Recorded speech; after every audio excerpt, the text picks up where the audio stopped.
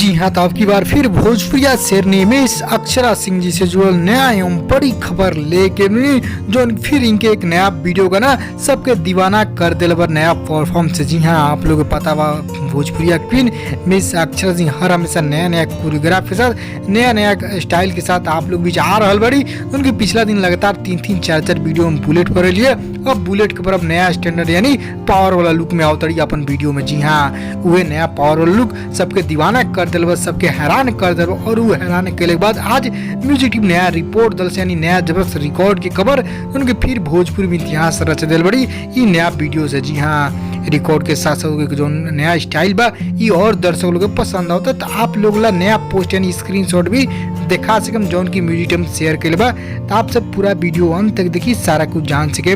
उससे पहले एक और रिक्वेस्ट करें आपसे के यदि आप भोजपुरिया आर्यन चैनल पर नया बनी तो जुड़ जाइए, सब्सक्राइब कर ली और एक घंटी का आप जरूर दबा दी।